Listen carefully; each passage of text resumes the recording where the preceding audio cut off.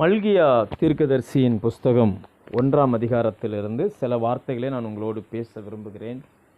அதில் 1ஆம் வசனத்திலிருந்து நான் வாசிக்கிறேன். மல்கியாவை கொண்டு கர்த்தர் இஸ்ரவேலுக்கு சொன்ன வார்த்தையின் பாரம்.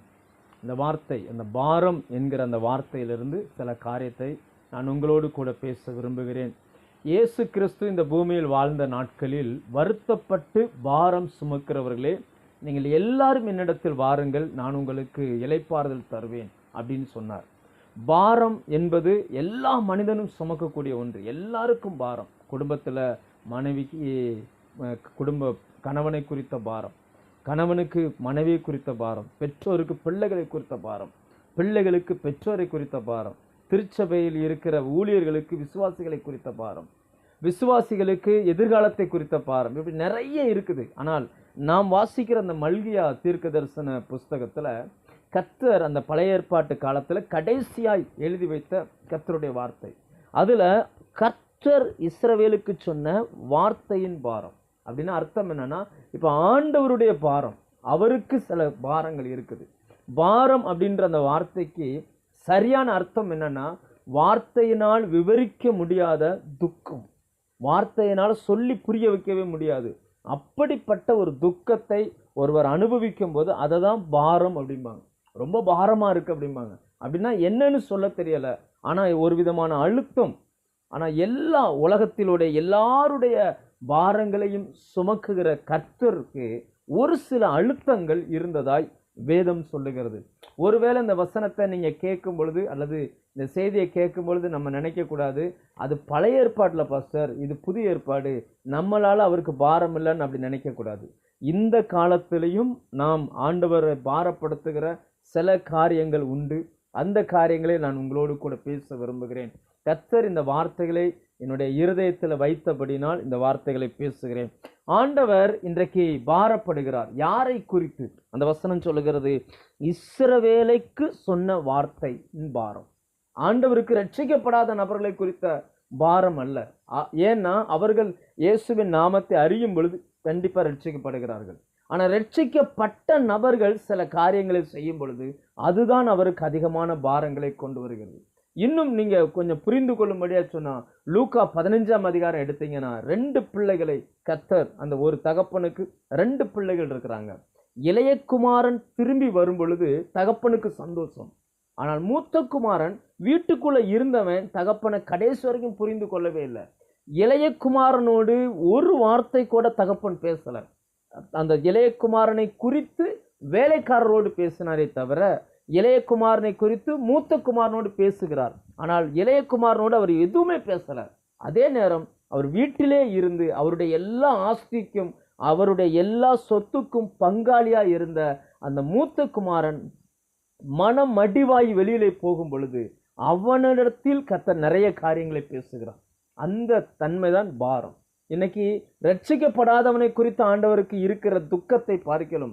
ஏற்கனவே ரட்சிக்கப்பட்டு சபைக்குள்ள இருக்கிற அல்லது அவரை அறிந்திருக்கிற சில மனிதர்கள் செய்கிற சில காரியங்கள் அதிகமான பாரத்தை உண்டு பண்ணுகிறது.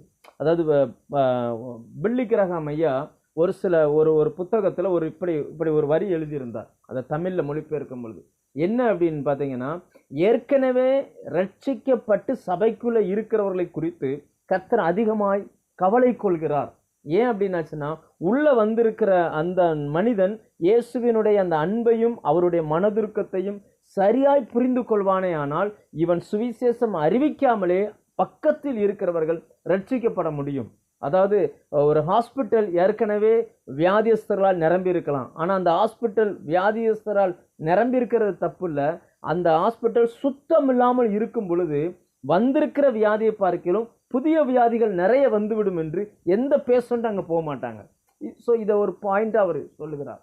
ஸோ இன்றைக்கு என்னன்னா, கர்த்தருக்கு இருக்கிற பாரம் என்னன்னா, இஸ்ரவேலர்களை குறித்து, அதாவது இன்றைக்கு ரட்சிக்கப்பட்டிருக்கிற நம்மை குறித்து ஒரு சில பாரங்கள் அவருக்கு இருக்குது. நான் சில காரியங்களை உங்களோடு கூட பேச விரும்புகிறேன். எவ்வளவு நமக்கு நேரம் அனுமதிக்குமோ அவ்வளவு தூரம் இந்த சில காரியங்களை பேசலாம். ஒருவேளை கர்த்தர் உங்களுடைய இருதயத்தில் தேவனுடைய வார்த்தை வருமே ஆனால் நீங்கள் மனம் திரும்ப வேண்டியது இருந்தால் தயவு செய்து மனம் திரும்பிக் கொள்ளுங்கள். ஏனென்றால் எனக்கு ஒரு காரியம் தெரியும், நாம் பேசி ஒரு விஷயத்தை புரிய வைக்க முடியாது. பரிசுத்த ஆவியானவரே இந்த வசனத்தை உங்க இருதயத்தில் வைத்தால் ஒழிய அந்த மாற்றம் வரப்போறதில்லை. கர்த்தர் முதலாவது சொல்லுகிற விஷயம் என்னன்னா, 2வது வசனம், நான் உங்களை சிநேகித்தேன் என்று கர்த்தர் சொல்கிறார். இன்னைக்கு ஆண்டவர் சொல்கிறார், நான் உன்னை நேசிக்கிறேன், உன் மேல அன்பா இருக்கிறேன், நான் உன் வாழ்க்கையை நல்லபடியா மாற்ற விரும்புகிறேன். ஆனா ரட்சிக்கப்பட்டவங்க, இயேசுவை சொந்த ரட்சகராக ஏற்றுக்கொண்டவர்கள் சொல்லுகிற பதில் என்ன? அடுத்த வரி சொல்லுகிறது, அதற்கு நீங்கள் எங்களை எப்படி சிநேகிக்கிறீர் என்கிறீர்கள் அப்படின்றார். அப்படின்னா இன்னைக்கு நிறைய பேருடைய கேள்வி என்னன்னா, என் மேல நீங்க அன்பா இருக்கிறீங்களா? நிஜமாகவே கர்த்தர் என் கூட இருக்கிறாரா? நிஜமாகவே கர்த்தர் என் வீட்டில் இருக்கிறாரா? அவர் என்னை நிஜமாகவே நேசிக்கிறாரா? அவர் என் குடும்பத்தை நேசிக்கிறாரா? என் பிள்ளையை நேசிக்கிறாரா? எப்படி அப்படின்ற அந்த கேள்வி இன்றைக்கு நிறைய நபர்களுக்குடைய இருதயத்துக்குள்ள இருக்குது. ஏன்னா இன்னைக்கு தேவனுடைய அன்பை மனிதன் புரிந்து கொள்ளவில்லை என்று அவர் பாரம் கொள்ளுகிறார். வெளியில சொல்லவும் முடியல, உள்ளுக்குள்ள வச்சுக்கிடவும் முடியல. அப்படிப்பட்ட ஒரு அழுத்தத்தை தான் பாரம் அப்படின்னு சொல்லுவாங்க. இன்னைக்கு தேவனுடைய அந்த பாரம் என்ன அப்படின்னாச்சுன்னா, தேவனுடைய அன்பை ஏற்கனவே ரட்சிக்கப்பட்டு தேவனிடத்திலிருந்து கிருபை பெற்று தேவனிடத்திலிருந்து வரங்களை பெற்று தேவனை ஆராதிக்கிறேன் என்று சொல்லுகிற தேவ பிள்ளைகள் அதை சரியாய் புரிந்து கொள்ளவே இல்லை. நிறைய பேருடைய இருதயத்துக்குள்ள வாயில் அந்த வார்த்தை வரலையே தவிர இருதயத்துக்குள்ள அந்த கேள்வி இருக்குது, அவர் என்னை நேசிக்கிறார் என்று நான் எப்படி அறிந்து கொள்வேன்? என் வாழ்க்கையில் நடக்கிற சில சூழ்நிலைகள் அவர் என் மேல அன்பா இருக்கிற மாதிரியே தெரியலையே, நான் எதிர்பார்க்கிறபடி. இன்னைக்கு நிறைய பேருடைய விஷயம் என்னன்னா, நம்ம எப்படி தேவன் என்னை நேசிக்கிறார் அப்படின்றத எப்படி புரிஞ்சுக்கிடுவாங்கன்னா, ஜெபம் பண்ணின எல்லாவற்றுக்கும் கர்த்தர் பதில் கொடுத்துட்டாருன்னா ஆண்டவர் என்னை ரொம்ப நேசிக்கிறார் அப்படிம்பாங்க. இவங்க விரும்பின எல்லாவற்றுக்கும் ஆண்டவர் பதில் கொடுத்துட்டார் அப்படின்னாச்சுன்னா ஆண்டவர் என் மேல ரொம்ப கவனமா இருக்கிறார், என்னை நேசிக்கிறார் அப்படிம்பாங்க. ஒருவேளை நாம் விரும்பத்தகாததோ அல்லது நமக்கு விருப்பம் இல்லாததோ நம்முடைய வாழ்க்கையில் வரும் பொழுது ஆண்டவர் என்னை மறந்துட்டாரோ அப்படின்ற ஒரு கேள்வி, ஒரு எண்ணம் இருதயத்துக்குள்ள வருது.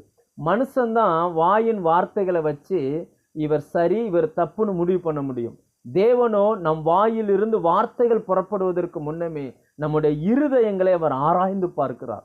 ஆவியின் சிந்தை என்னது என்பதை அவர் நிதானித்து அறிகிறார். இன்னைக்கு நிறைய கிறிஸ்தவர்களுடைய வாழ்க்கையில, நிறைய பேருடைய வாழ்க்கையில ஆண்டவர் சொல்ற நான் உன்னை சிநேகிக்கிறேன் அப்படின்ற அந்த வார்த்தையை அவர்கள் சரியா புரிந்து கொள்ளவும் இல்லை, சரியா விளங்கி கொள்ளவும் இல்லை.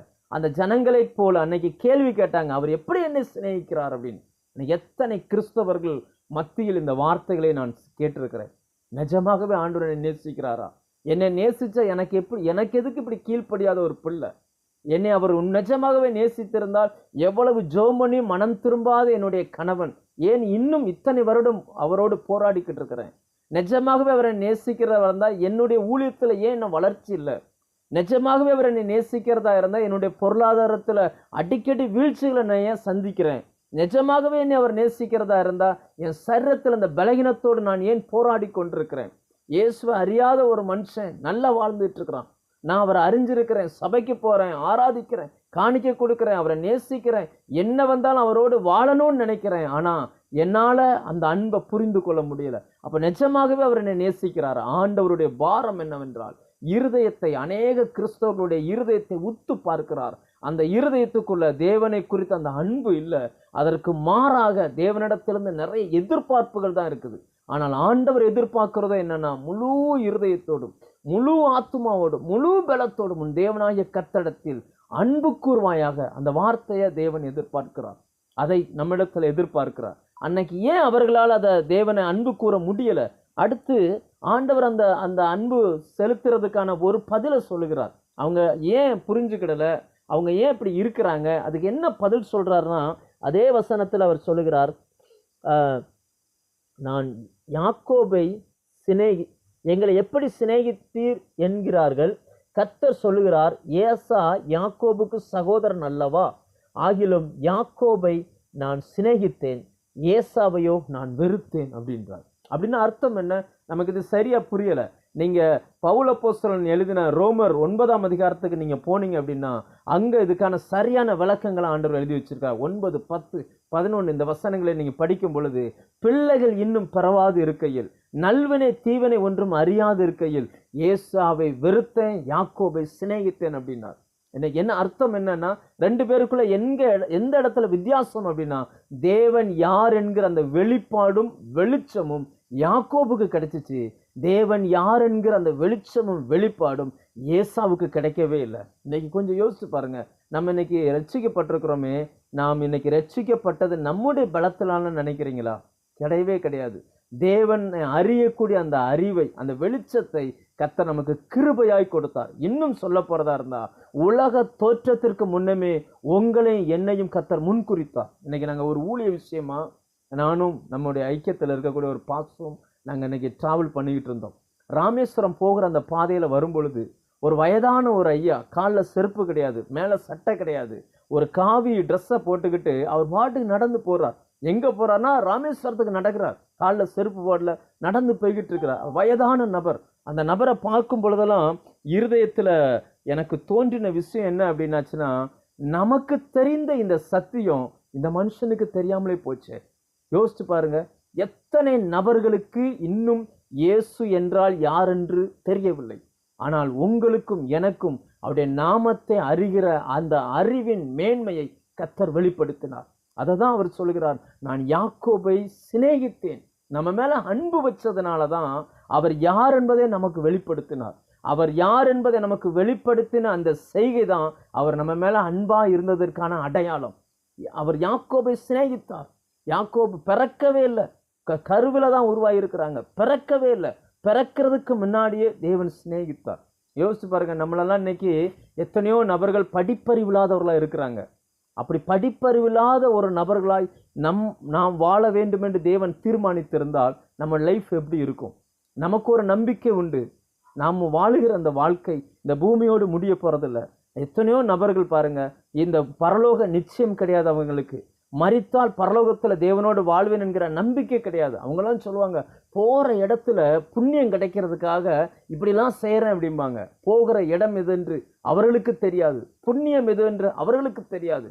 ஆனால் உங்களுக்கும் எனக்கும் கர்த்தர் அதை கிருபையாய் வெளிப்படுத்தினார். அதனாலதான் ஆண்டவர் சொல்றார், நான் உன்னை சிநேகித்தேன், நான் உன்னை சிநேகித்தபடியினால் இந்த சத்தியத்தை கேட்கும்படி உன்னுடைய செவியை நான் திறந்து விட்டேன். நான் உன்னை சிநேகித்தபடியினால் நான் யார் என்பதை உனக்கு நான் வெளிப்படுத்தினேன். இன்னைக்கு பூமியில மனுஷன் பணத்தையும் செல்வத்தையும் கனத்தையும் எதிர்பார்க்கிறான். உனக்கு எதிர்பார்த்தது கிடைக்கலன்னு டக்குன்னு தேவன் என்னை நேசிக்கலையே, ஆண்டவருக்கு என் மேல அன்பு இல்லையே அப்படின்ற ஒரு விதமான ஒரு சலிப்புக்குள்ள அந்த மனுஷன் பெயர் தான். அதை பார்க்கும் பொழுது ஆண்டவருடைய இருதயம் துக்கம் கொள்கிறது, பாரம் கொள்கிறது. அதனாலதான் ஆண்டவர் சொல்கிறார், நான் உன்னை சிநேகித்தேன்னு நான் சொல்றேன், எப்படி சிநேகித்தேன்னு நீ கேள்வி கேட்கிற அப்படின்றார். இன்னைக்கு அந்த கேள்வி நிறைய கிறிஸ்தவருடைய இருதயத்துல இருக்குது. இல்லை அப்படின்னு சொல்லுவதற்கு ஒண்ணுமே இல்லை. இருக்கிறதுனாலதான் நம்மால அவரை நேசிக்கக்கூடிய விஷயத்த முழுமையா பெற்றுக்கொள்ள முடியல. தான் நேசிக்கிற ஒரு காரியத்திற்காக மனுஷன் காத்திருப்பான். தான் நேசிக்கிற ஒரு விஷயத்திற்காக மனுஷன் செலவு பண்ணுவான். தான் நேசிக்கிற ஒரு விஷயத்திற்காக எந்த எல்லைக்கும் அந்த மனுஷன் போவான். இன்னைக்கு கர்த்தருடைய வார்த்தைக்காக நாம் எப்படி காத்திருக்கிறோம்? கர்த்தருடைய வார்த்தைக்காக நாம் என்ன செலவு பண்ணுகிறோம்? கர்த்தருடைய வார்த்தைக்காக எந்த எல்லைகளுக்கும் நாம் போகிறோம்? இன்னைக்கு எல்லாமே இலவசம், எங்கு திரும்பினாலும் தேவனுடைய வார்த்தை கேட்க முடியும். ஆனால் வார்த்தையை கேட்பதற்கோ நிறைய பேருக்கு மனமில்லை. நிறைய பேருடைய செவிகள் அடைக்கப்பட்டிருக்கிறது. காரணம் என்ன? தேவனுடைய அன்பு இருதயத்தை முழுவதும் நிரப்பவில்லை. ஏன் நிரப்பல அப்படின்னா, தன்னை ஆண்டவர் வெளிப்படுத்தி இருக்கிறார் என்கிற அந்த சாதாரண விஷயம் கூட அந்த மனுஷனுக்கு புரியல. அந்த ஜனங்களுக்கு ஆண்டவர், இஸ்ரவேல் ஜனங்களுக்கு ஒரு காரியத்தை சொல்லாம சொன்னாரு, உன்னை என்னுடைய சொந்த சம்பத்தை நான் வச்சிருக்கிறேன், இதை விட நான் உன்னை நேசிக்கிறதுக்கு என்ன செய்யணும் அப்படின்றத சொல்லாம சொன்னாரு. இன்னைக்கு தேவ சமூகத்துல வந்திருக்கிற நம்மை பார்த்து ஆண்டவர் இந்த கேள்வியை கேட்கிறார்.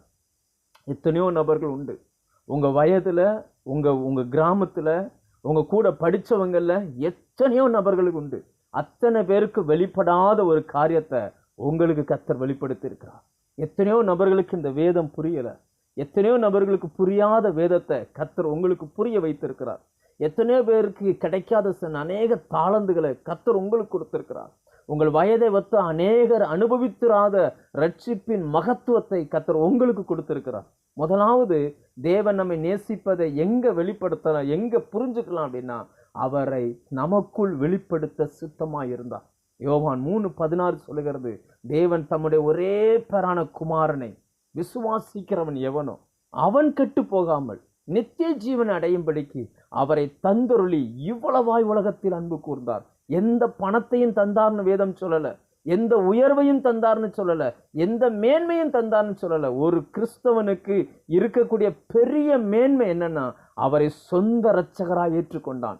அவர் யார் என்கிற அந்த அறிவை கர்த்தர் திறந்து விட்டார். அவர் யார் என்பதை புரிந்து கொள்கிற திறனை அந்த மனுஷனுடைய இருதயத்துக்குள்ள கொடுத்தார். அன்னைக்கு உலகத்துல பண ஆசை, பொருளாசை, பெண்ணாசை, மண்ணாசை, பதவி ஆசை அப்படி ஓடிக்கிட்டு இருக்க அந்த ஜனங்களுக்கு மத்தியில உண்மையாய் கர்த்தரை நேசிக்கிறவன் எதை பத்தியும் கவலைப்படாம கர்த்தர் எனக்கு போதும் என்கிற அந்த அறிவோடு அந்த உணர்வோடு கூட வேதத்தை எடுத்து இரவும் பகலும் அதில் தியானிக்க ஆரம்பிக்கிறான். அப்படிப்பட்டவனை பார்த்து ஆண்டவர் சந்தோஷம் கொள்கிறார். ஆனால் பெருவாரியான மனிதர்கள் அவர்களுக்கு தேவனை குறித்து அந்த சந்தோஷம் இல்லை.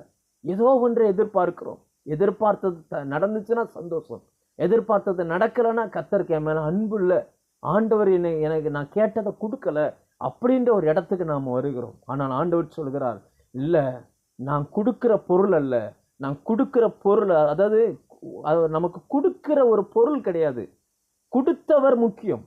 அவர் தருகிற பொருளை பார்க்கிலும் அவர் நமக்கு முக்கியம். நாம் அதை அனுபவிக்க பழகிக்கொள்ள வேண்டும்.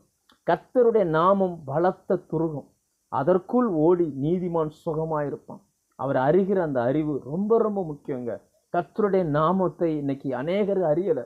இயேசு என்கிற அந்த நாமம் அநேகருக்கு வெளிப்படலை. ஆனால் உலகமே அதை உச்சரிக்குது, உலகமே அதை பேசுது.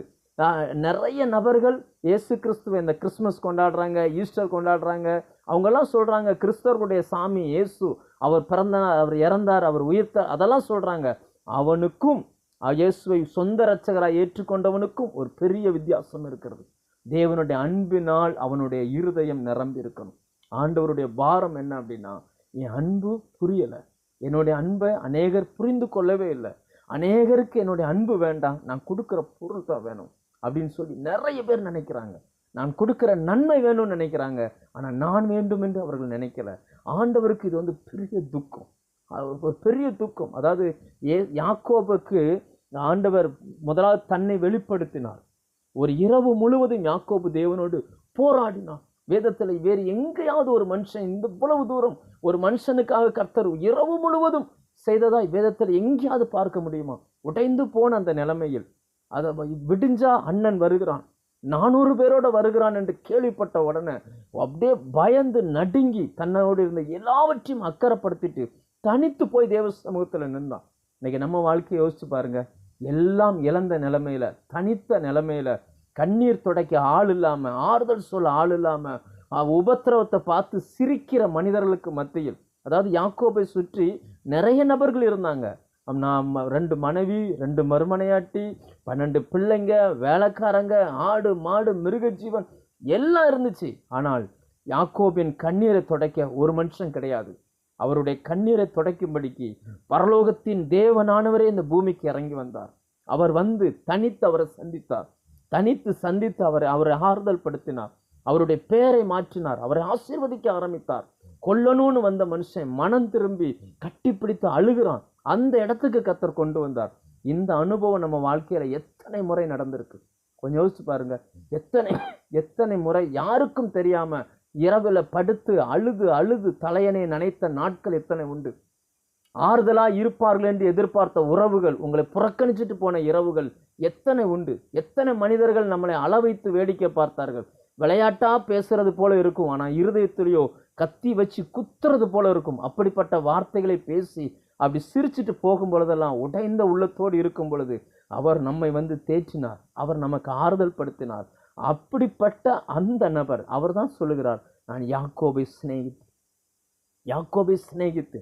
ஒருவேளை உங்க ஊர்ல நீங்க ஒரு நபருக்கு ரட்சிக்கப்பட்ட நபரா இருந்தா கூட உங்களுக்காக அந்த ஊரையே கர்த்தர் காப்பாற்றுகிறார். உங்க ஜெபத்துக்காக அந்த ஊரையே கர்த்தர் காப்பாற்றுகிறார். நம்ம எல்லாம் அவ்வளவு நல்லவங்களா? நம்ம சொன்ன உடனே இறங்கி வேலை செய்யறதுக்கு? நம்ம பெத்த பிள்ளைங்க நம்ம வார்த்தைக்கு மரியாதை கொடுக்காது.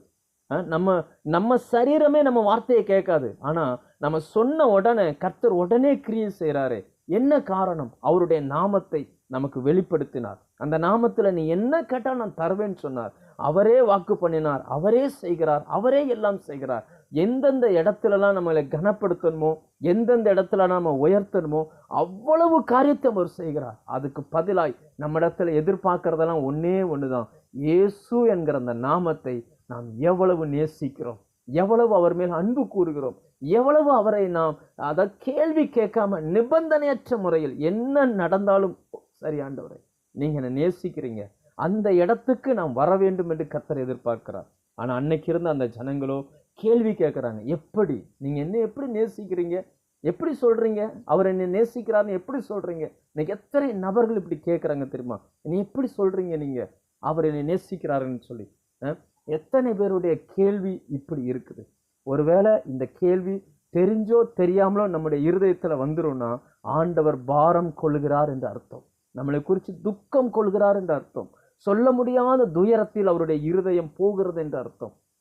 ஆண்டவர் அந்த அவருடைய இருதயம் இன்னைக்கு அவருடைய ரத்தத்தை சிந்தி நம்மை மீட்டு கொண்டார். அதனுடைய விளைவு என்னன்னா, என் பிள்ளை எனக்காக எந்த சூழ்நிலையில் நிற்கும். இன்னைக்கு ஒரு குழந்தையை பெற்றெடுக்கிற ஒரு தாய் அந்த குழந்தையை பார்க்கும் பொழுது எந்த குழந்தையும் வளர்ந்த பிறகு எனக்கு எதிராக திரும்பணும்னு நம்ப மாட்டாங்க. என் பிள்ளை இது வளரும், எத்தனை பேர் என்னை விட்டு போனாலும், எத்தனை சொந்தங்கள் என்னை புறக்கணித்தாலும் என் பிள்ளை எனக்காக நிற்கும், எனக்காக பேசும், எந்த சூழ்நிலையும் என் கூடவே நிற்கும்னு சொல்லி ஒரு தாய் நம்புகிறதை போல கர்த்தர் நம்ம மேல நம்பிக்கை வச்சிருந்தார். அதனாலதான் பவுல் அப்போஸ்தலன் சொல்லுகிறார், இனி வாழ்வது நான் அல்ல, கிறிஸ்துவே என்னில் வாழுகிறார் அப்படின்றார். சில மூல மொழிபெயர்ப்புகள் இது எப்படி இருக்கு அப்படின்னா, கிறிஸ்துவனுடைய கிருபையினால் நான் வாழ்கிறேன் அப்படின்றார். அந்த கிருபை என்னை வாழ வைக்குது அப்படின்றார். தேவனுடைய அந்த கிருபை, ஆண்டவர் தருகிற அந்த நம்ம மேல வச்சிருக்கிற அந்த நம்பிக்கை தான் நம்மளை இந்த பூமியில அப்படி வாழ வைக்குது. யாக்கோபை சிநேகித்தேன் அப்படின்னா, நான் யாக்கோபை நேசிச்சேன் அப்படின்றார். யாக்கோபை நேசிச்சதுனால அவர் தான் யார் என்பதை வெளிப்படுத்தினார். தன்னுடைய வல்லமை என்னன்றதை வெளிப்படுத்த ஆரம்பிச்சார். அதே நேரம் ஏசாவை பாருங்க, ஏசா எல்லா விதத்திலும் கீழ்ப்படிந்தது போலதான் இருந்தான். ஆனா கடைசி வரைக்கும் ஏசாவுக்கு தேவன் யாருன்னு தெரியவே இல்லை. தேவன் யாருன்னு தெரியவே இல்லை. அவர்களுக்கு புரியல. அவர் எப்படி அவன் அப்பாவை எப்படி பிரியப்படுத்தலாம்னு நினைச்சான், உறவுகளை எப்படி பிரியப்படுத்தலாம்னு நினைச்சான். ஆனா தேவனோ அவனுடைய கண்களை கடைசி வரைக்கும் திறக்கவே இல்லை. இன்னைக்கு அதே தான் நான் சொல்றேன். கர்த்தரை அறிகிற அந்த அறிவு ரொம்ப மேன்மையானது. அவர் அறிகிற அந்த அறிவை கர்த்தர் நமக்கு தந்திருக்கிறார். எப்பொழுதுமே உங்கள் ரட்சிப்புக்காக நீங்க நன்றி செலுத்தணும். எவ்வளவு பெரிய ரட்சிப்பு, தேவதூதர்களுக்கு கிடைக்காத பாக்கியம். தன்னுடைய மாம்சத்தையும் இரத்தத்தையும் எடுத்து நாம் அருந்தும்படி நமக்கு கர்த்தர் கொடுத்துட்டு போயிருக்கிறார். எவ்வளவு மேன்மையான ஒரு காரியம். ஆனா இங்க பாத்தீங்கன்னா ஆண்டவருடைய உள்ளம் பாரம் கொள்கிறது. அவர் சொல்லுகிறார், நான் யாக்கோபை சிநேகித்தேன் அப்படின்றார். நான் அவனை சிநேகித்தேன், அவனோடு கூட இருக்கணும்னு ஆசைப்பட்டேன், அவனோடு என்னை வெளிப்படுத்தினேன். அவன் அதாவது ஆண்டவர் சொல்லும் பொழுது எப்படி சொல்லுவார்னா, ஆபிரகாமின் தேவன், ஈசாக்கின் தேவன், யாக்கோபின் தேவன் அப்படின்பார். நியாயமா அந்த யாக்கோபு என்ற இடத்துல ஏசா வந்திருக்கணும். ஆனா ஆண்டவர் யாக்கோபை சிநேகித்ததுனால தலைமுறைகள் தாண்டியும் யாக்கோபு பேசப்படுகிறார். இன்னைக்கு நாம ஆண்டவரை நேசிச்சோம்னா, ஆண்டவரோடு இருந்தோம்னா தலைமுறைகள் தாண்டியும் நாம் பேசப்படுவோம். அதாவது தொற்கால் மரித்தாலும் தொற்காலுடைய அங்கி பேசினது. கர்த்தர் நாம் செய்யக்கூடிய கிரியைகளை எல்லாம் தன்னுடைய ஞாபக புஸ்தகத்தில் எழுதுகிறார் என்பதை நம்ம மறந்துடவே கூடாது. அவர் ரெஜிஸ்டர் பண்ணுகிறார், ரெக்கார்ட் பண்ணுகிறார். நிச்சயமா பரலோகத்துல எல்லா ரெக்கார்டும் இருக்குது. அடுத்ததா ரெண்டாவது ஆண்டவரை பாரப்படுத்தின இன்னொரு விஷயம் என்ன அப்படின்னாச்சுன்னா, மல்கியா 1:6 குமாரன் தன் பிதாவையும் ஊழியக்காரன் தன் எஜமானையும் கனம் பண்ணுகிறார்களே, நான் பிதாவானால் என் கனம் எங்கே? நான் எஜமானால் எனக்கு பயப்படும் பயம் எங்கே என்று சேனைகளின் கர்த்தர் தமது நாமத்தை அசட்ட பண்ணுகிற ஆசாரியர்களாக உங்களை கேட்கிறார். அதற்கு நீங்கள் உமது நாமத்தை எதனால் அசட்டை பண்ணினோம் என்கிறீர்கள். ரெண்டாவது ஆண்டவர் துக்கப்படுகிற ஒரு விஷயம் என்னன்னா, தன்னுடைய நாமத்தை வெளிப்படுத்தி இருந்தும் அந்த நாமத்தை அசட்டையா எண்ணுவது. அசட்டைனா என்ன அப்படின்னாச்சுன்னா, அதை கண்டுகொள்ளாமல் போவது, அதற்கு முக்கியத்துவம் கொடுக்காமல் இருப்பது, அதை உதாசீனப்படுத்துவது, அதை ஒரு பொருட்டா எண்ணாது இருப்பது. இதை தான் அசட்டை பண்ணுறது அப்படின்றாங்க. அதை பற்றி திங்க் பண்ணாமலே போகிறது. இன்னைக்கு கர்த்தருடைய நாமம் எப்படி அறியப்பட்டிருக்கிறது பாருங்க. எதை தெரிந்து கொள்ள வேண்டுமோ அதை தெரிந்து கொள்ளாமல், எதை தெரிந்து கொள்ளக்கூடாதோ அதை இந்த உலகம் தெரிந்து கொள்ளுகிறது. ரொம்ப எளிதாய். அதான் ஆண்டவர் என்ன சொல்றாருன்னா, என்ன ஒன்று எஜமானா ஏற்றுக்கொண்டா எனக்குரிய கனம் எங்கே? ஆண்டவர் அந்த மரியாதையை எதிர்பார்க்கிறார். அவரை அறிகிற அந்த அறிவை விரும்புகிறார். அவருடைய நாமத்திற்கான அந்த கனத்தை கொடுக்க வேண்டும் என்று கர்த்தர் விரும்புகிறார். ஆனா அநேகர் அந்த நாமத்தை இன்னைக்கு அசட்டை பண்ணுகிறார்கள். எத்தனை நபர்களை நாம சந்திக்க முடியும் தெரியுமா? அதாவது கர்த்தர், நான் கர்த்தருக்குரியவன் என்கிற அந்த உணர்வு அநேகருடைய இருதயத்துக்குள்ள இல்லை. அவங்க அதை பெருசாவே எடுத்துக்கிடல. இந்த உலகத்துல தங்களை அறிமுகப்படுத்தும் பொழுது அநேக நபர்கள் ஒரு பிரபலமான கம்பெனியில வேலை பார்த்தா அது பிரபலமா சொல்லுவாங்க. நான் ரிலையன்ஸ் கம்பெனி சிஇஓ அப்படிம்பாங்க. நான் அப்போலோ ஹாஸ்பிட்டல்ல டாக்டரா இருக்கிறேன், அப்போலோ ஹாஸ்பிட்டல்ல நர்ஸா இருக்கிறேன், இந்த பெல் நிறுவனத்துல நான் இந்த இடத்துல, அதாவது தன்னுடைய நிறுவனம் தன்னுடைய வேலை பார்க்குற அந்த அடையாளத்தை பெருசா பேசுறாங்க. ஆனா நமக்கான அடையாளம் என்னன்னா, நான் கிறிஸ்தவன், நான் கிறிஸ்துவோடு வாழுகிறவன். ஆனா அநேகர் அதை அசட்டை பண்றாங்க. அவங்களுக்கு அதுல விருப்பமே இல்லை. அவரை எஜமானாகவும் பார்க்க முடியல, தகப்பனாகவும் பார்க்க விருப்பம் இல்லை. எத்தனை வீடுகளில் இப்படிப்பட்ட நிறைய சூழ்நிலைகளை நம்ம பார்க்க முடியும். நிறைய சபைகளில் நிறைய சூழ்நிலைகளை பார்க்க முடியும். இன்னைக்கு தாறுமாறான நிறைய காரியங்களை நம்ம பார்த்துக்கிட்டே இருக்கிறோம். எப்படி இவைகளெல்லாம் சம்பவிக்கிறது அப்படின்னு பார்த்தீங்கன்னா, அந்த நாமத்தை குறித்த சரியான அந்த கணம் இல்லை. ஒரு சம்பவத்தை நான் உங்களுக்கு சொல்கிறேன். ரொம்ப இன்னைக்கு கேள்விப்பட்டேன் அந்த சம்பவத்தை. அதாவது ஒரு வீட்டில் ஒரு அம்மா இருக்கிறாங்க, ரட்சிக்கப்பட்ட அம்மா, ஒரு வயசு பொண்ணு. அந்த பொண்ணு ரட்சிக்கப்பட்டுச்சு. ஆனால் இவங்க போன சபையில் சில காரியங்கள் நடந்துச்சு. இப்போ என்ன ஆச்சு அப்படின்னாச்சுன்னா, இந்த பொண்ணு வேற ஒரு நபரை விரும்ப ஆரம்பிக்குது. அப்போ விரும்பின உடனே, நல்லா கவனிங்க, ரொம்ப ஷார்ப்பாக கவனிங்க, விரும்பின உடனே இப்போ என்ன செய்யும்னா, அந்த அம்மாட்ட சொல்லும், நான் ஜோம் பண்ண போகிறோமா அப்படின்னு சொல்லிட்டு, சின்ன பட்டன் ஃபோன் தான், அதை எடுத்துகிட்டு போயிடும், மாடிக்கு போயிடும். அம்மா நினச்சிக்கிட்டு இருக்குது ஜோம் பண்ணிக்கிட்டு இருக்காங்க, என் பொண்ணு ஜோம் பண்ணிக்கிட்டு இருக்காங்க. அது 1 மணி 2 மணி வரைக்கும் அது பாட்டுக்கு பேசிட்டு வந்துடும். இந்த அம்மாவுக்கு தெரியாது இந்த பொண்ணு என்ன பண்ணுதுன்னு தெரியல. அது பாட்டுக்கு அவன் விரும்புகிற அந்த பையனோட பேசுது. நல்ல கவனிங்க, அப்படி பேசிட்டு வருது. அடுத்து என்னன்னா, அந்த பையன் கேட்குறான், நீ என்கிட்ட ரொம்ப பேசுகிறல, எனக்கு ஏதாவது செஞ்சு கொடுக்கணும், எனக்கு சாப்பாடு வேணும். அந்த மாதிரி கேட்ட உடனே, எங்கள் அம்மாவே நல்லா சமைப்பாங்க, எங்கள் அம்மாவே சமைச்சு உனக்கு சாப்பாடு தர சொல்கிறேன் அப்படின்னு சொல்லிட்டு கீழே இந்த அம்மா சொல்லுது. யார்? இந்த பொண்ணு அந்த அம்மாட்ட சொல்லுது, நான் ஜெபம் பண்ணும்போது தேவதூதன் வந்தார். தேவதூதன் எப்படி ஆபிரகாம் கண்ணுக்குட்டியை சமைச்சு தேவதூதன் கொடுத்தாரோ, அதே போல் உங்கள் வீட்டில் சாப்பிடணுன்னு ஆசையாக இருக்குது. உங்கள் அம்மாவை சமைச்சு கொண்டு போய் மாடியில் வைக்க சொல்லு, நான் சாப்பிட்டுட்டு போயிடுவேன் அப்படி சொன்னாராம். அந்த மாடி ஒட்டினாப்புல ஒரு தென்னை மரம் இருக்குது. அந்த தென்னை மரத்து வழியாக அவன் அடிக்கடி ஏறி மொட்டை மாடிக்கு வந்துடுவான். இந்த பொண்ணு மொட்டை மாடியில் ஜெபம் பண்ண போயிடுறேன் அப்படின்ட்டு போயிடும். இது பகல் நேரத்தில் நீ சமையல் பண்ணி கொண்டு வச்சிருமா, நீயே உன் கையினால் கொண்டு வை, நான் போனால் நான் சாப்பிட்டுட்டு தேவதூதன் சாப்பிட்டதா சொல்லிடுவேன்னு நினைப்பேன், நீயே கொண்டு வச்சிரு அப்படின்னு. இந்த அம்மாவும் பாருங்க, எதுவுமே யோசிக்காம இந்த அம்மாவும் சமையல் பண்ண அது இதுமா செஞ்சு கொண்டு போய் வச்சிடறேன். உடனே இங்கேருந்து ஒரு சிக்னல் கொடுத்தோன்னே அவன் அப்படியே தென்னை மரத்தில் ஏறி மாடியில் இறங்கி அதெல்லாம் சாப்பிட்டுட்டு தட்டெல்லாம் கழுவி வச்சுட்டு தென்னை மரத்தை இறங்கி அவர் போயிடுவார். இந்த அம்மா கொஞ்சம் நேரம் கழிச்சு, ஏம்மா தேவதூதன் சாப்பிட்டானான்னு போய் பாருமா அப்படின்னோடனே இது போய் பார்க்கு, தட்டில் எல்லாம் காலியானோடனே இதுக்கு ஒரு சந்தோஷம், தேவதூதன் நம்ம வீட்டில் சாப்பிட்டான் அப்படின்னு. யோசிச்சு பாருங்க, பெத்த தாயை நம்ம ஏமாத்துது. சில நாட்கள் ஓடிச்சு அப்படி.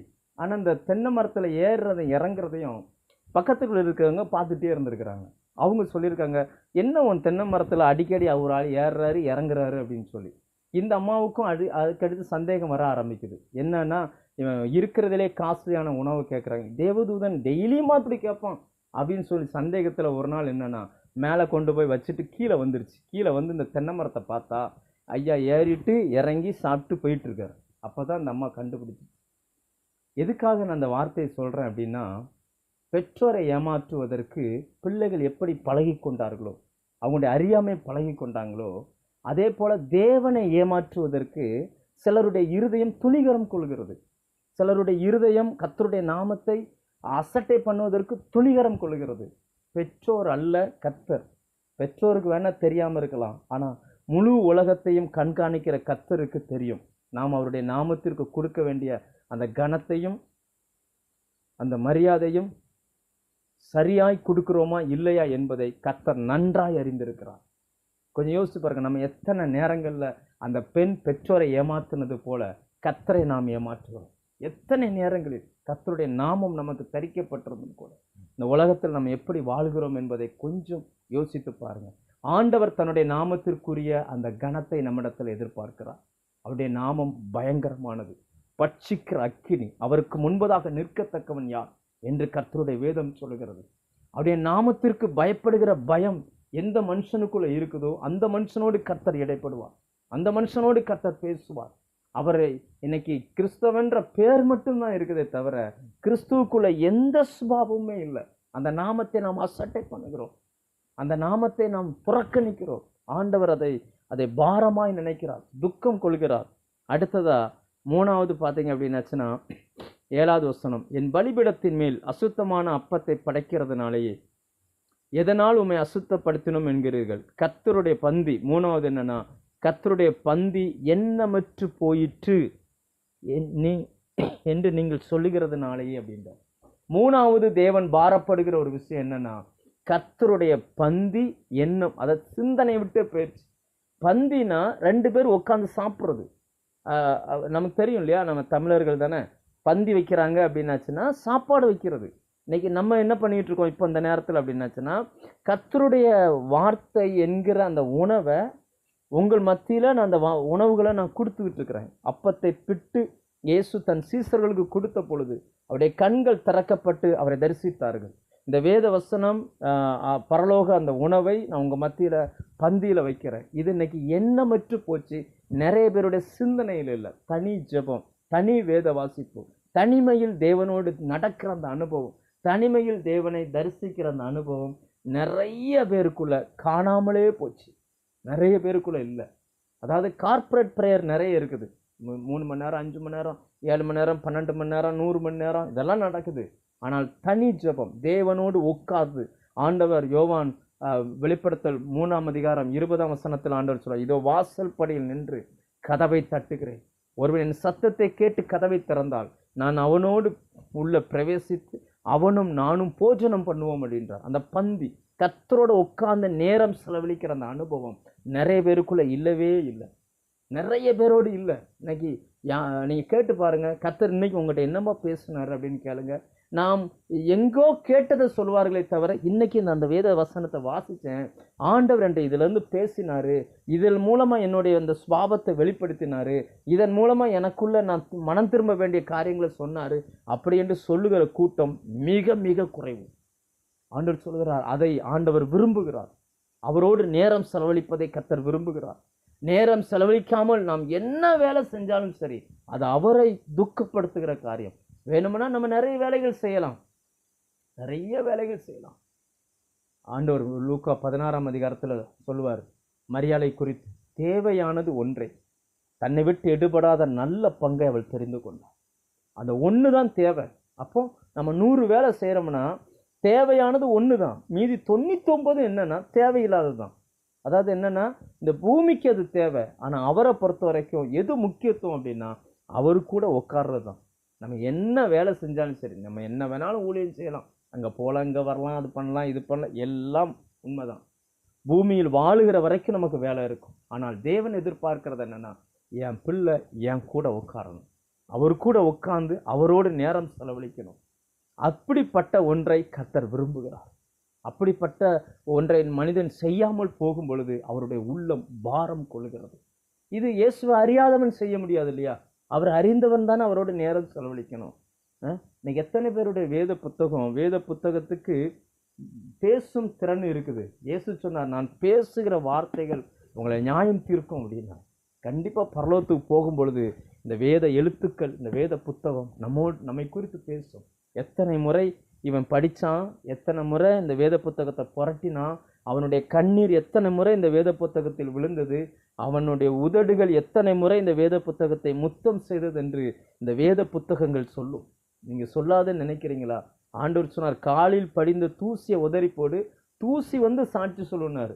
உயிரில்லாத தூசியே சாட்சி சொல்லும்னா உயிருள்ள இந்த வார்த்தையை குறித்து 1 யோவான் 5ஆம் அதிகாரத்தில் 6-7 இந்த வசனங்கள் சொல்லுகிறது.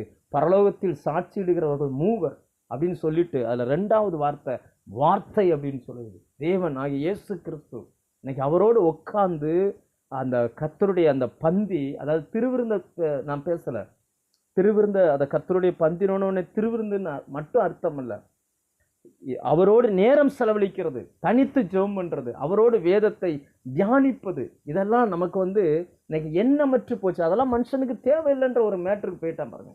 ஃபுல்லா ஃபாஸ்ட், வேக வேக வேக வேகமாக மனுஷன் போய்கிட்டு இருக்கிறான். உட்கார்ந்து தியானிக்கிற அந்த அனுபவம், கர்த்தரோடு பேசுகிற அந்த அனுபவம், வாழ்க்கையில முன்னேறுவதற்கு கர்த்தர் வைத்திருக்கிற அந்த வழிகளை தெரிந்து கொள்ளுகிற அந்த அனுபவம் நிறைய பேருக்குள்ள இல்லை. கர்த்தர் அதை நினைத்து பாரம் கொள்கிறார், துக்கம் கொள்கிறார். கடைசியா என்ன ஒன்றை மட்டும் சொல்லிட்டு நம்ம ஜெபம் பண்ணி முடிக்கலாம். அது என்ன அப்படின்னாச்சுன்னா 14வது வசனத்துல, மந்தையிலே கடா இருக்கையில் கெட்டு போனதை நேர்ந்து கொள்கிறது. அப்படின்னா அர்த்தம் என்ன? கடா ஆரோக்கியமானது, இருக்கிறதுலே நசல் கொண்டது, இருக்கிறதுலே நோய் கொண்டது, இதை மனுஷன் கொடுக்குறான். அப்படின்னா அர்த்தம் என்ன? அதை அர்த்தம் என்னன்னா, இருக்கிறதுலே மேன்மையான நேரம், இருக்கிறதுலே மேன்மையான விருப்பம், இருக்கிறதுலே மேன்மையான ஆசை, அதை கர்த்தர் எதிர்பார்க்கிறார். ஆனால் மனுஷன் என்னன்னா, இருக்கிறதுலையே ரொம்ப லோவஸ்ட் டைத்தை அவன் கொடுக்குறான். இன்னும் இப்படி சொன்ன போனால், ரொம்ப நேரம் உலகத்துக்கு செலவழிக்கிறான், கொஞ்ச நேரம் கர்த்தருக்கு செலவழிக்கிறான். சிலராவது கொஞ்ச நேரம் செலவழிக்கிறாங்க, சிலருக்கு அது கூட டைம் இல்லை. நீங்கள் கேட்டு பாருங்க, ஏன் சிஸ்டர் நீங்கள் இப்போலாம் ப்ரேயருக்கே வர்றதில்லைன்னு கேட்டு பாருங்க. அவங்க சொல்லுகிற பதில் என்ன தெரியுமா? எனக்கு டைமே இல்லை அப்படின்றாங்க. டக்குன்னு சொல்லுவாங்க, டைமே இல்லை. மனுஷனுடைய ஆயுசு கர்த்தருடைய கரத்தில் இருக்குது. அவர் பார்த்து நிப்பாட்டார்னா எல்லாமே முடிஞ்சு. மனிதன் கண்டுபிடித்த எல்லா கண்டுபிடிப்புகளும் அவனுக்கு நேரத்தை மிச்சப்படுத்துவதற்கு தான். ஆனால் இன்னைக்கு எல்லா கண்டுபிடிப்புகளும் இருக்கிறது, நேரம் மட்டும் மனுஷனுடைய கரத்தில் இல்லை. நேரம் மனுஷன் கொடுக்கறது இல்லை. ஆண்டவர் சொல்லுவார், மந்தையில கடா இருக்குது, அவன்கிட்ட டைம் இருக்குது. உங்க செல்போனை ஆஃப் பண்ணி வச்சு பாருங்க, எவ்வளவு நேரம் இருக்கு அப்படின்றது தெரியும். மனுஷனுக்கு நிறைய டைம் இருக்குது, ஆனா கர்த்தரோடு செலவழிக்க நேரம் இல்லை. அவனுடைய விருப்பம் நிறைய இருக்குது, ஆனா கர்த்தரோடு செலவழிக்க அவனுக்கு டைம் இல்லை. ஆண்டவர் சொல்ல, மந்தையில கடா இருக்குது, ஆனா அவங்களால முடியும், நிறைய நேரம் செலவு பண்ண முடியும், ஆனா அவங்களுக்கு அதுல விருப்பம் இல்லை அப்படின்னு சொல்லுகிறார். இவ்வளவு இருந்தும் கர்த்தர் நம்மை நேசிக்கிறார். அதான் விஷயம். இவ்வளவு இருந்தும் தேவன் நம்மை விட்டு கொடுக்கல. இவ்வளவு இருந்தும் நம்மை கொண்டுதான் கர்த்தர் பெரிய காரியங்களை செய்யணும்னு சொல்லி கர்த்தர் வெயிட் பண்ணுகிறார். நீங்க யோசிச்சு பாருங்க, நாம் இப்படியெல்லாம் செய்வோன்றது நம்மை உருவாக்கும் போதே கர்த்தருக்கு தெரியாதா? நிச்சயமா தெரியும். ஆனாலும் ஆண்டவர் நம்புகிறார். அவன் எத்தனை முறை விழுந்தாலும் அத்தனை முறையும் என்னால் அவனை தூக்கி எடுக்க முடியும், அத்தனை முறையும் அவனை திருத்த முடியும், அத்தனை முறையும் அவனை என்னை கொண்டு என்னால் அவனுக்கு பெரிய காரியங்களை செய்ய முடியும்னு சொல்லி தேவன் விரும்புகிறார். 4 காரியங்களை நான் உங்கள் மத்தியில் பேசியிருக்கிறேன். ஆண்டவருடைய பாரம் 4 காரியங்கள். 1, அவருடைய நாமம், அவருடைய ரட்சிப்பை மனிதன், அவருடைய அன்பை புரிந்து கொள்ளலை. 2வது, ஒரு நாமத்திற்குரிய அந்த கனத்தை அந்த மனுஷன் கொடுக்கல. 3வது நம்ம பார்த்தோம், அவருடைய பந்தி எண்ணமற்று போகுது, மனுஷனுடைய எண்ணத்தில் அது இல்லை. யோசிச்சு பாருங்க, முக்கியமான சில பாயிண்ட்ஸை சொல்லுங்க. உங்க லைஃப்ல நீங்க என்ன பண்ண போறீங்கன்னு கேட்டா, இடத்துல என்ன இருக்கும்னா ஜெபம், வேத வாசிப்பு, கர்த்தரோட வார்த்தையை தியானிப்பது. இப்படி சொல்லுகிற மனிதர்களை நாம் இன்றைக்கு விரல் விட்டு எண்ணி விடலாம். அப்படிப்பட்ட சூழ்நிலைக்குள்ள போயிட்டு இருக்குது. 4வது பார்த்தீங்க அப்படின்னாச்சுன்னா, ஆண்டவர் என்ன விரும்புறாருன்னா, மந்தையில கடா இருக்குது, ஆனா அவன் கொடுக்கறதெல்லாம் எப்படி கொடுக்குறான் அப்படின்னா, அவனுக்கு எது வேண்டாமோ அதை கொடுக்குறான். ஒரு ஊழியக்காரர் ஒரு முறை ஒரு சாட்சி சொன்னார், இதை நான் சொல்லி முடிக்கிறேன். ஒரு 4 நாட்கள் கூட்டம் நடந்துச்சு. அந்த கூட்டத்தில் 2வது நாள் பகல் கூட்டம் முடிஞ்ச உடனே ஒரு வீட்டில் உணவு ஆயத்தம் பண்ணியிருந்தாங்க அந்த பாஸ்டருக்கு. அப்போ சொன்னாங்களாம், பாஸ்டர் இவங்க கூட வீட்டுக்கு போங்க, அங்கே உங்களுக்கு சாப்பாடு ஆயத்தமாக இருக்குது, நீங்கள் சாப்பிட்டுட்டு ரெஸ்ட் எடுங்க, அப்புறம் ஈவினிங் கூட்டத்துக்கு வரலாம் அப்படின்னு. அப்போ போகும்பொழுது இவர் கேட்குறார், ஐயா உங்களுக்கு எத்தனை பிள்ளைங்கன்னு. அப்போ 3 பிள்ளைங்க. ஒரு பையன் ராக்கெட் தளத்தில் வேலை செய்கிறான், இன்னொரு பையன் பார்த்தீங்கன்னா வெளிநாட்டுக்கு வேலைக்கு போயிட்டான், 3வது ஒரு பையன் இருக்கிறான், சும்மா தான் இருக்கிறான், நீங்கள் வேணால் அவனை ஊழியத்துக்கு கூட்டிகிட்டு போங்க அப்படின்னு சொல்கிறார். அப்படி சொல்லிட்டு வீட்டுக்கு போனால் அந்த பையனை பார்த்தா பெட்டில் படுத்துருக்கிறான், வாயெல்லாம் உமிழ்நீராக வருது, பெட்டை சுற்றிலும் சாப்பாடாக இறஞ்சி கிடக்கு. அர்த்தம்னா என்ன அப்படின்னா, அர்த்தம் என்னன்னா, மனநிலை பாதிக்கப்பட்ட ஒரு பையன் வீட்டில் இருக்கிறான். இந்த அம்மா சொல்கிறாங்களாம், நீங்கள் ஜெபம் பண்ணுங்க பாஸ்டர், அவன் சுகமாயிட்டானா நீங்களே ஊழியத்துக்கு கூட்டிகிட்டு போங்க, இல்லைன்னா உங்கள் வீட்டுக்கு கூட்டிகிட்டு போங்க, எத்தனை நாள்னாலும் நீங்கள் உபவாசம் பண்ணி அவனை ஊழியத்துக்கு மாற்றிக்கோங்க அப்படின்னு சொல்லி. அதுன்னு அர்த்தம் என்ன? கர்த்தருக்குன்னு சொல்லி எதெல்லாம் வேண்டாமோ, மனுஷனுக்கு எதெல்லாம் வேண்டாமோ அதை கர்த்தருக்கு கொடுத்துருவோம் அப்படின்னு சொல்லி மனிதனுடைய அந்த மனநிலைகள் மாறி போகிறது. கர்த்தரோ விசேஷித்தமான ஒன்றை நமக்காய் கொடுத்தார். பரலோகத்தில் இருக்கிறதுலேயே வேல்யூவானது, இருக்கிறதுலே விலை மதிக்க முடியாதுன்னா இயேசு ஒருவர் தான். அவரை எடுத்துட்டா பரலோகமே விலை ஒன்றுமே இல்லாமல் போயிடும். அப்படிப்பட்ட விலை மதிப்புள்ள அவரை நமக்காக கொடுத்ததுனால நம்மிடம் இருந்தும் நாம் எதையெல்லாம் விலை மதிப்புன்னு எதிர்பார்க்குறோமோ அவைகளை கர்த்தர் எதிர்பார்க்கிறார். விலை மதிக்க முடியாத அந்த நேரம், விலை மதிக்க முடியாத உங்கள் சிந்தனை, விலை மதிக்க முடியாத உங்களுடைய விருப்பம், இவைகளை கர்த்தருக்குன்னு நீங்கள் செலவு பண்ணுவீர்களே ஆனால் பரலோகத்தில் உங்களுக்கு பொக்கிஷம் உண்டாயிருக்கும். அவர் உங்களை சந்தோஷப்படுத்துவார். இயேசுவை சந்தோஷப்படுத்துகிறது ஒன்றே ஒன்று தான். மனம் திரும்புகிற ஒரு பாவிய நிமித்தம் பரலோகத்தில் சந்தோஷம் உண்டாகும். இந்த வார்த்தைகளை கேட்டிருக்கிற நம்ம முன்னாடி ஒரு கேள்வியை நான் வைக்க விரும்புகிறேன். நம் நிமித்தம் அவர் துக்கப்படுகிறாரா, சந்தோஷப்படுகிறாரா? இன்றைக்கு ஒரு ஆத்மா மனம் திரும்புவதற்கு நான் ஏதாகிலும் செய்திருக்கிறேன் அப்படின்னு நீங்கள் செய்வீங்கன்னா அவர் சந்தோஷப்படுகிறார். ஆனால் நான் எதுவுமே செய்யலை, என் பிரச்சனையே பெரிய பிரச்சனையாக இருக்குன்னு நினச்சா உங்கள் நிமித்தம் அவர் துக்கப்படுகிறார் என்பதை நீங்கள் மறந்து போகாதிருங்கள். கர்த்தரை சந்தோஷப்படுத்தக்கூடிய அந்த வாய்ப்பை இன்னும் வைத்திருக்கிறார். இன்னும் நமக்கு நாட்கள் உண்டு, இன்னும் நேரம் உண்டு. ஆத்துமாக்களை ஆதாயம் பண்ணுகிறவன் ஞானம் உள்ளவன், பணம் சம்பாதிப்பவன் அல்ல. ஆத்துமாக்களை ஆதாயம் பண்ணக்கூடிய அந்த கிருபையை கர்த்தர் இந்த சத்தத்தை கேட்கிற எல்லாருக்கும் தரட்டும்னு சொல்லி உங்களுக்காக நான் ஜெபிக்க விரும்புகிறேன்.